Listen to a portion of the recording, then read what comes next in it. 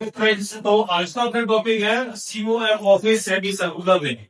Previous class के अंदर हम लोगों ने सीओ निकाला था यूनिफॉर्म रॉड का, तो उसका सीओ जो आया था वो L/2 में हमने फाइंड आउट किया था। तो today discuss CO F of semi circular ring. तो अरेंजमेंट देख सकते हैं, ये हमने एक सेमी सर्कुलर रिंग बनाई है जो कि सिमेट्रिक है about the Y axis. Okay, so that अगर ये सिमेट्रिक है तो हमारी एक्सिस उसमें जो एक्स कोऑर्डिनेट होगा वो हॉरिजॉन्टल पे लाइन करेगा, तो एक्सीएम इसमें 0 होगा। तो हमें यहाँ पर वाईसीएम फाइंड आउट करना है। तो अगर ये सिमेट्रिक है हम वाई एक्सिस, तो हम कह सकते हैं first let R in the radius of ring. ठीक है, इस रिंग का रेडियस हम लोगों ने आर किया है, and n is the mass of the ring. n is the mass of the ring. ठीक है बच्चों, तो यहाँ पे एक तो उसका रेडियस रहने वाला है, आर रहने वाला है, n इसका मास है। तो first we considered small mass element on the ring. ठीक है, तो यहाँ पे हमने दो सबसे एक ही एलिमेंट लिया है जिसका आर रहने वाला है dl, यानी इसका जो थिकनेस है वो dl है और pm इसका मास एलिमेंट। ठीक है, तो सबसे पहले इसका आपस में रिलेशन फाइंड आउट किए थे कि जो स्मॉल एलिमेंट है इस सेंटर ओरिजिन के साथ यहाँ पे एंगल बना है डी थीटा। तो डी थीटा होगा और डीएल का रिलेशन होने वाला है और मास एलिमेंट में। तो आप ये जानते हैं यहाँ पे कि जो एंगल होता है बच्चों ये बराबर होता है R upon radius. R upon radius, ये जो स्मॉल एलिमेंट है ना, तो एक हम लोगों ने कंसीडर किया है इसका लेंथ है डीएल और इस एंगल के साथ डी ट्रायंगल बना हुआ है और लाइन कर रहा है रेडियस के बराबर डिस्टेंस यानी आर। तो एंगल है यहाँ पे डी इतना, आर क्या हमारा डीएल, रेडियस आर। यहां से कह सकते हैं बच्चों की जो डीएल का वैल्यू है ये हो जाएगा आर इंटू डी। ओके, तो डीएल अपने फाइंड करेंगे आर और डी के टर्म्स। ओके ना, क्योंकि जो मास का डिस्ट्रीब्यूशन है वो यूनिफॉर्म है, तो लीनियर मास डेंसिटी वाले रिलेशन से हम फाइंड करेंगे क्या रिलेशन आने वाला है। हम जानते हैं कि अगर इसका मास m है तो mass upon length is equal to small element ये हो जाएगा dm अपॉन dl। तो यहां से बच्चों dl का वैल्यू उनका निकल में आएगा dl equals to m upon l into dl। लेकिन भाई ये जो l है ना इसका लेंथ होता है सेमी सर्कुलर रिंग, तो सेमी सर्कुलर रिंग का जो लेंथ है वो सर्कमफेरेंस, अब क्योंकि सेमी सर्कुलर तो सर्कमफेरेंस कितना होगा पाई आर, कंप्लीट रिंग होगी तो 2 पाई आर होता। तो हम एल के केस पे यहाँ पे खुद कर सकते हैं DL equals to M upon L के केस पे ले सकते हैं पाई यू आर, और डीएल को वैसे हम लोगों ने फाइंड आउट किया है डीएल इक्वल्स टू हमारा आर यू डी की टर्म। तो finally we getting the value of DL. तो वैल्यू क्या है डी का कैलकुलेट खुद आइए कैलकुलेट करिए बच्चों, DL equals to M upon 5 D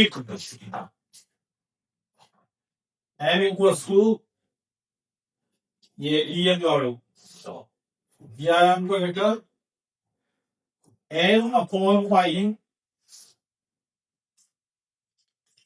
into d, this is the value of D. अब थोड़ा सा क्योंकि हमें जब इसका y को फाइंड आउट करना है YCM, हम भी जानते हैं YCM फॉर्मूला होता है यूनिफॉर्म डिस्ट्रीब्यूशन के लिए 1/10 इंटीग्रेशन y into tm। तो यहाँ पे आपको उसका y कोऑर्डिनेट चाहिए हो, इसीलिए मैं पीछे आते डायग्राम में देखते हैं तो यहाँ पे इसका ये जो y कोऑर्डिनेट है ये परपेंडिकुलर डाला 1 पॉइंट से y एक्सिस, तो ये हम लोगों को मिला y कोऑर्डिनेट और परपेंडिकुलर डाला हमारा x एक्सिस, तो ये हम लोगों को मिलेगा x कोऑर्डिनेट। तो अगर y कोऑर्डिनेट अगर हम कैलकुलेट करना चाहते हैं तो ये हमें ट्रायंगल एनालिसिस देखिएगा, ये वाला ट्रायंगल बना लिया वो a और इसका एक नाम दे देते हैं c। तो इस ट्रायंगल को फोकस करिएगा o a and this is c and this angle is theta. तो यहाँ पे ये y है और ये x है और ये r। तो हम लोग को y चाहिए, y इक्वल्स टू परपेंडिकुलर चाहिए हाइपोटेनस डिवाइड अपने को, तो साइन थीटा वाला फंक्शन लगाएंगे। हम ये जानते हैं कि साइन थीटा इक्वल्स टू कितना होता है perpendicular upon hypotenuse y1r। So there y goes to r into sin k। यहां से हमें फाइंड कर लिया y का वैल्यू, कितना आया y का value r into sin k। जैसे ही अपन करेंगे y c फाइंड आउट हो गया, आ जाएगा अपना 1/n। अब क्योंकि यहाँ पे हम ध्यान से देखते हैं कि ये जो डीएम एलिमेंट है स्मॉल मास एलिमेंट, ये डीएम एलिमेंट अगर यहाँ से छोड़ के इधर कंसीडर करते हैं तो ये थीटा का वैल्यू वेरी कर जाए। इसका मतलब डीएम चेंज करने के साथ में डीएम की लोकेशन चेंज करने के साथ में कौन सी चीज वेरी कर रही है, थीटा वेरी करना। डीएम की वैल्यू, डीएम को पोजीशन अगर बदलते हैं, डीएम को दूसरी जगह पे कंसीडर करते हैं तो हमारे थीटा जो है ये भी हमारा चेंज हो जाएगा। तो लिमिट तो लगाने लगेंगे वो एंगल के फॉर्म में लगेगी। तो यहां से अगर शुरू करेंगे तो एंगल हमारा 0 डिग्री होगा और ये हाफ कर लेने के बाद में ऐसा हो जाएगा 180 डिग्री। तो लिमिट हमारा जो कि 0 से लेके 180, 180 का मतलब हो गया बच्चों पाई। पुट करते हैं 0 से पाई, वाई का वैल्यू अभी अभी फाइंड किया है, हमारे निकल के आया है r इक्वल साइन थीटा। वही आप देख सकते हैं डीएम का वैल्यू, डीएम का वैल्यू तो हमारा कितना m upon pi into theta, कितना m upon pi into theta. Answer आपको मेंशन हो गया ना, ये वाला वैल्यू चेक करिए। तो ये वैल्यू कर लेते हैं m upon pi into D. यहाँ पे बच्चों r m और पाई ये कैसा ब्रेक करेंगे कांस्टेंट, तो इसको भाग लेते हैं इक्वेशन से। तो YCM is equal to 1 upon n, 1 upon n, r n pi को भाग किया r into m upon pi, integration 0 से pi sine theta into cos theta, sine theta into D. n से n कैंसिल हुआ, then YCM is equal to r upon pi. बेटा sine theta का integration कितना होगा minus cos theta, sine theta का integration हो गया minus cos theta and limit is 0 से pi।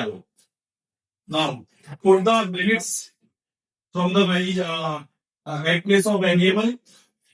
तो वेरिएबल का थीटा पहले अपर लिमिट लगाएंगे कितना की जगह पे पाई, फिर माइनस, लेकिन क्योंकि माइनस यहाँ पे भी तो माइनस माइनस प्लस हो जाएगा, फिर लोअर लिमिट लगाएंगे थीटा की जगह पे 0 की होगी। वैल्यूज हम जानते हैं बच्चों, cos पाई का वैल्यू होता है minus is equal to r upon pi.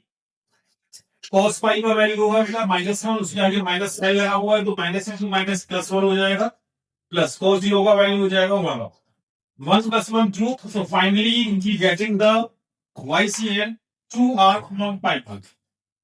Semicircular का जो सेट ऑफ फासला होगा YCM और 2r अपॉन पाई होगा XCM 0 पे, क्योंकि रेखी जो सिमेट्री है वो y एक्सिस है, दैट्स व्हाई XCM लाई करने का ओरिजिन में बेटा। लेकिन YCM जो होगा इसका XCM तो यही ओरिजिन में होगा, लेकिन YCM यहां से ऊपर की तरफ जो डिस्टेंस होगा ये मैं निकाला हूं 2r अपॉन पाई इस डिस्टेंस में होगा। तो आई होप कि आपको ये डेरिवेशन समझ आया होगा। कल मिलते हैं एक नई डायमेंशन के साथ। Thank you.